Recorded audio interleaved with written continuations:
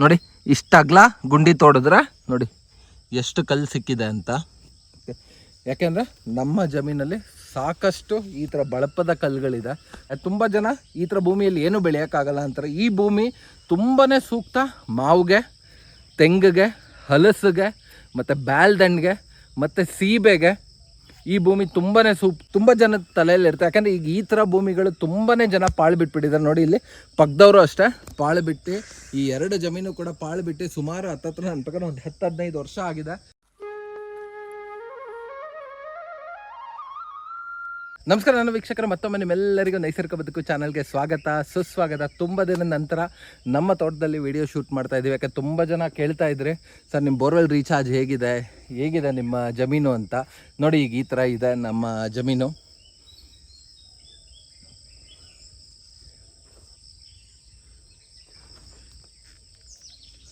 ಈ ಬೇಸಿಗೆಯಲ್ಲೂ ನಮ್ಮ ಜಮೀನು ನಿಜವಾಗ್ಲೂ ತುಂಬಾ ಚೆನ್ನಾಗಿದೆ. ನಿಮ್ಗೆಲ್ಲರೂ ನೋಡಿದ್ರಿ ನಂದು ಇನಿಷಿಯಲಿ ಹೇಗಿತ್ತು ಭೂಮಿ ಅಂತ. ತುಂಬಾ ಕಲ್ಲು ಮಿಶ್ರಿತ ಭೂಮಿ ನಂದು. ನೋಡಿ ಎಷ್ಟು ಕಲ್ಲು ಸಿಕ್ಕುತ್ತೆ ಅಂತ. ಇಷ್ಟು ಅಗಲ ತೋಡಿದಾಗ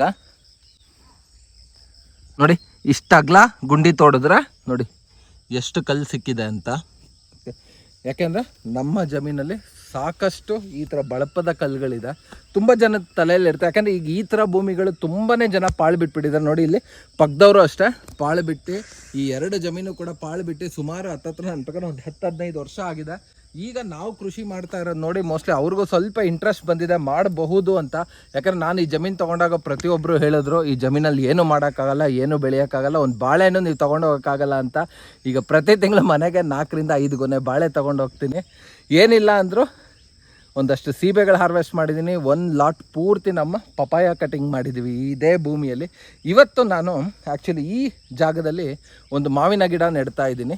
ಏನಕ್ಕೆ ಆ್ಯಕ್ಚುಲಿ ವಿಡಿಯೋ ಮಾಡಿದೆ ಅಂದರೆ, ತುಂಬ ಜನ ಈ ಥರ ಭೂಮಿಯಲ್ಲಿ ಏನು ಬೆಳೆಯೋಕ್ಕಾಗಲ್ಲ ಅಂತಾರೆ. ಈ ಭೂಮಿ ತುಂಬಾ ಸೂಕ್ತ ಮಾವಿಗೆ, ತೆಂಗಿಗೆ, ಹಲಸಿಗೆ ಮತ್ತು ಬ್ಯಾಲ್ದಂಡಿಗೆ ಮತ್ತು ಸೀಬೆಗೆ. ಈ ಭೂಮಿ ತುಂಬಾ ಸೂಕ್ತ. ಎಲ್ಲ ನಿಮಗೆ ಭೂಮಿ ಚೆನ್ನಾಗಿದೆ ಅಲ್ಲಿ ನೀವು ಬಾಳೆ ಕೂಡ ಬೆಳ್ಕೊಬೋದು. ನೋಡಿ ಇದು ಒಂದು ಪಕ್ಷಿ ಹಾಕಿರೋ ಅಂಥ ಗಿಡ, ನಾನು ಹಾಕಿದ್ದಲ್ಲ.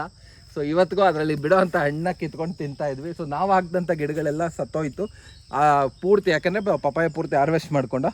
ನೀವು ಈ ಥರ ಜಾಗದಲ್ಲಿ ನಾಟಿ ಮಾಡಬೇಕಂದ್ರೆ ಮುಖ್ಯವಾಗಿ 3 ಅಂಶಗಳನ್ನ ನೀವು ತಲೆಯಲ್ಲಿ ಇಟ್ಕೊಬೇಕು. ಒಂದು, ಯಾವಾಗಲೂ ನೀವು ಗುಂಡಿ ಒಳಗಡೆ ನೀಟಾಗಿ ತೋಡ್ಕೊಬೇಕು. ಮತ್ತು ಒಂದಷ್ಟು ಹೊರಗಡೆಯಿಂದ ಸ್ವಲ್ಪ ಮಣ್ಣು ತರಿಸಿ ಇಟ್ಕೊಬೇಕು. ಯಾಕೆ ಅಂದರೆ ಇದು ಬೇರು ಬಿಟ್ಟಾಗ ನಿಮಗೆ ಯಾವುದೇ ರೀತಿಯಾದಂಥ ಕಲ್ಲುಗಳಿಗೆ ಸಿಗಾಕೊಬಾರ್ದು. ಮತ್ತು ಬೇರು ಬಿಡೋದಕ್ಕೆ ಸ್ವಲ್ಪ ಭೂಮಿ ಒಳಗಡೆ ಸೊಡ್ಲ ಮಾಡಿ ಇಟ್ಕೊಬೇಕು. ಮತ್ತು ಯಾವಾಗಲೂ ಒಂದು ಸ್ವಲ್ಪ ದೊಡ್ಡ ಪ್ರಾಯದ ಗಿಡನ ತೊಗೊಳ್ಳಿ. ಯಾಕಂದರೆ ಚಿಕ್ಕ ಪ್ರಾಯದ ಗಿಡ ಹಾಕಿದ್ರೂ ಬರುತ್ತೆ. ಅದು ಬೇರು ಬಿಡೋದಕ್ಕೆ ಸ್ವಲ್ಪ ಟೈಮ್ ತೊಗೊಂಡ್ರೆ ಅದಕ್ಕೆ ನಾನೇನು ಮಾಡ್ತೀನಿ ಅಂದರೆ, ಸಣ್ಣ ಪ್ರಾಯದ ಗಿಡ ತಂದುಬಿಟ್ಟು ಅದನ್ನು ಇನ್ನೊಂದು ಕವರ್ ಮಾಡಿ ಸ್ವಲ್ಪ ದೊಡ್ಡ ಪ್ರಾಯದ ಗಿಡನ ನಮ್ಮ ಭೂಮಿ ಮೇಲೆ ಬೆಳೆಸ್ಕೊತೀವಿ. ಇಲ್ಲ ಅಂದರೆ ನೀವು ಈ ಥರ ಬೆಳೆಸೋಕ್ಕಾಗಲ್ಲ ಅನ್ನೋರು ಹೋಗಿ ಅದರ ನರ್ಸರಿಲಿ ದೊಡ್ಡ ಗಿಡನ ನೀವು ತೊಗೊಬಹುದು. ಸೊ ಈಗ ಬನ್ನಿ ಇದನ್ನು ನಾಟಿ ಮಾಡೋಣ. ಯಾವ ಥರ ಎಲ್ಲ ಮಾಡ್ತೀನಿ ಅಂತ ನಿಮಗೆ ತೋರಿಸ್ತೀನಿ. ಫಸ್ಟು ನಮಗೆ ಬೇಕಿರೋದು ನೋಡಿ ಎರೆಹುಳು ಗೊಬ್ಬರ. ಇದು ಎರೆಹುಳು ಗೊಬ್ಬರ ಇದೆ, ಅದ್ರ ಜೊತೆಗೆ ಸ್ವಲ್ಪ ಕೆಮ್ಮಣ್ಣು. ಫಸ್ಟ್ ಏನು ಮಾಡೋಣ ಅಂದರೆ, ಒಂದು ಸ್ವಲ್ಪ ಪ್ರಮಾಣದ ಮಣ್ಣು, ಕೆಮ್ಮಣ್ಣಾದರೂ ಪರವಾಗಿಲ್ಲ, ಬೇರೆ ಮಣ್ಣಾದರೂ ಪರವಾಗಿಲ್ಲ, ಒಂದು ಸ್ವಲ್ಪ ಪ್ರಮಾಣದ ಮಣ್ಣು ಹಾಕ್ಕೊಳ್ಳಿ. ಹಾಕೊಂಡ ನಂತರ ಆರೆಕೋಲಿನಿಂದ ಒಂದು ಸ್ವಲ್ಪ ಈ ಮಣ್ಣನ್ನು ಲೂಸ್ ಮಾಡ್ಕೊಳ್ಳಿ. ಕೆಳಗಡೆ ಬುಡದೊಳಲ್ಲಿರೋ ಮಣ್ಣು ಎಲ್ಲ ನೀಟಾಗಿ ಲೂಸ್ ಇರಲಿ. ಯಾಕಂದರೆ ಇದು ಪೂರ್ತಿ ಕಲ್ಲು ಭೂಮಿ. ನೀವು ಗಿಡ ನಾಟಿ ಮಾಡಿದ್ರೆ ಅದು ಬೇರು ಬಿಡೋದಕ್ಕೆ ಅಂತ ಸ್ವಲ್ಪ ಸೊಡ್ಲ ಮಾಡ್ಕೊಬೇಕು. ಮತ್ತು ಆದಷ್ಟು ಸುತ್ತ ನೀವು ಲೂಸ್ ಮಾಡಿದರೆ ಉತ್ತಮ. ಸೊ ಇದಾದ ನಂತರ ಈಗ ಬನ್ನಿ ಗಿಡ ನಾಟಿ ಮಾಡಿ. ನೋಡಿ ಇದು ನಾವು ಪ್ಯಾಕೆಟ್ಗೆ ಹಾಕಿರೋದ್ರಿಂದ ಏನಾಗುತ್ತೆ ಅಂದರೆ, ಝೂಮ್ ಮಾಡಿ, ಇಲ್ಲಿ ಒಂದಷ್ಟು ಬಿಳಿ ಕಣಗಳ ಬೇರು ಬಿಟ್ಟಿರುತ್ತೆ. ಸೊ ಕವರ್ ಓಪನ್ ಮಾಡ್ಬೇಕಾದ್ರೆ ಯಾವುದೇ ರೀತಿ ಚಾಕುವಲ್ಲಿ ಕುಯ್ಯೋದಾಗಲಿ ಆ ಥರದ್ದು ಮಾಡಿಬಿಡಿ. ನೀಟಾಗಿ ಹಿಂಗೆ ಟೇರ್ ಮಾಡಿದ್ರೆ ಕವರ್ ಬರುತ್ತೆ. ಅದಾದ ನಂತರ ನೀಟಾಗಿ ಈ ಕವರ್ನ ಬಿಡಿಸ್ಕೊಳ್ಳಿ ಈ ಥರ ನೋಡಿ. ಯಾಕೆ ಅಂದರೆ ಸಾಕಷ್ಟು ಬೇರು ಕೆಳಗಡೆ ಇರುತ್ತೆ, ನೋಡಿದ್ರ. ಸೊ ಪ್ಯಾಕೆಟ್ ಗಿಡಗಳಲ್ಲಿ ಇದೊಂದು ತುಂಬಾ ಮುಖ್ಯವಾದ ಅಂಶ. ನೀಟಾಗಿ ಬೇರನ್ನ ಬಿಡಿಸ್ಕೊಳ್ಳಿ. ಮತ್ತು ಕವರ್ ಯಾವಾಗಲೂ ನೀಟಾಗಿ ಹಿಂಗೆ ಕೈಯಲ್ಲಿ ಅರಿಯಿರಿ. ಓಕೆ, ಈಗ ಬನ್ನಿ ಇದನ್ನು ನಾಟಿ ಮಾಡೋಣ. ಫಸ್ಟು ನಿಮ್ಮ ಈ ಪ್ಯಾಕೆಟ್ಗಿಂತ ದೊಡ್ಡದಾದಂಥ ಗುಂಡಿ ಆಗಿರಬೇಕು. ಪ್ಯಾಕೆಟ್ಗಿಂತ ದೊಡ್ಡದಾದಂಥ ಗುಂಡಿ ತೋಡ್ಕೊಂಡಿರಿ. ಅದಾದ ನಂತರ ನೀಟಾಗಿ ಗಿಡನ ಅದರೊಳಗಡೆ ಇಟ್ಬಿಡಿ. ಇದು ಉದ್ದ ಇರೋದ್ರಿಂದ ಯಾವಾಗಲೂ ಒಂದು ಕಡ್ಡಿ ಸಹಾಯದಿಂದ ಇಟ್ಟರೆ ತುಂಬಾ ಉತ್ತಮ. ನೋಡಿ, ನೀಟಾಗಿ ಗಿಡ ಇಟ್ಬಿಟ್ಟು ಈಗ ಸುತ್ತ ನಾವು ನಮ್ಮ ಹತ್ರ ಇರೋ ಅಂಥ ಎರೆಹುಳು ಗೊಬ್ಬರನ ಸುತ್ತ ಹಾಕ್ಬಿಡೋಣ.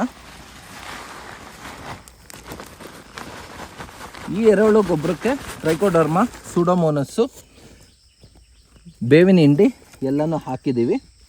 ಇಲ್ಲ ಅಂದರೆ ನಿಮ್ಗೆ ಹೊರಗಡೆಯಿಂದ ನೀವು ತರೋದಾದರೆ ನೀವು ಅದೇ ಗೊಬ್ಬರಕ್ಕೆ ಒಂದಷ್ಟು ಟ್ರೈಕೋಡರ್ಮಾ, ಸೂಡೋಮೋನಸ್ನ ಹಾಕ್ಕೊಳ್ಳಿ. ಅದಾದ ನಂತರ ನೀವು ತಂದಿರೋ ಅಂಥ ಒಂದು ಸ್ವಲ್ಪ ಮಣ್ಣನ್ನು ಸುತ್ತ ಒಂಚೂರು ಬಿಡಿ.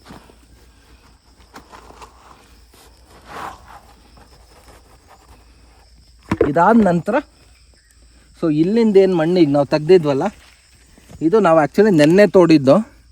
ಸ್ವಲ್ಪ ರಾತ್ರಿ ಮಳೆ ಬಂದಿದೆ, ಅದರಿಂದಾಗಿ ಒಂದು ಸ್ವಲ್ಪ ಎಲ್ಲ ಮಣ್ಣು ಪಿಚ ಆಗಿದೆ.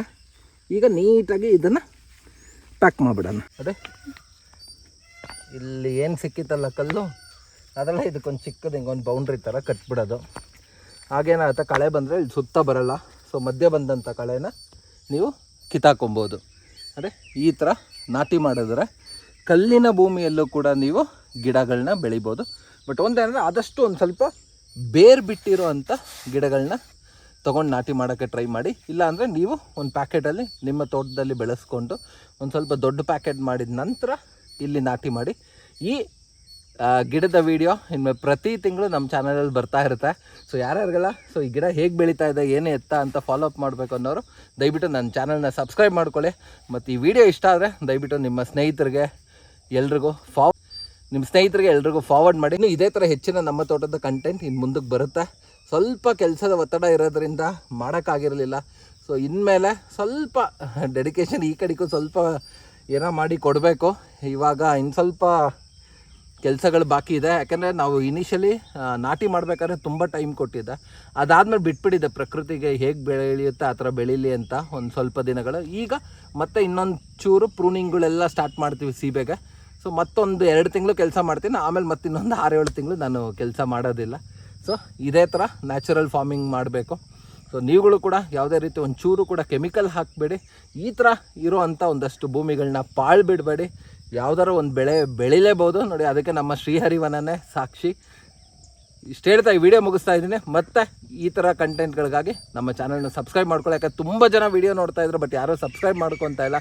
ದಯವಿಟ್ಟು ಸಬ್ಸ್ಕ್ರೈಬ್ ಮಾಡ್ಕೊಳ್ಳಿ ಅಂತ ನಿಮ್ಗಳೆಲ್ಲರ ಹತ್ರ ರಿಕ್ವೆಸ್ಟ್ ಮಾಡ್ತೀನಿ. ನಿಮ್ಮೆಲ್ಲರ ಪ್ರೋತ್ಸಾಹ ನನಗೆ ಬೇಕು ಖಂಡಿತ. Thank you so much. ಮತ್ತೊಮ್ಮೆ ನಿಮ್ಮೆಲ್ಲರಿಗೂ ನೈಸರ್ಗಿಕ ಬದುಕು ಚಾನಲಿಂದ ಹೃದಯಪೂರ್ವಕ ವಂದನೆಗಳು, ಧನ್ಯವಾದಗಳು, ಶುಭ ದಿನ.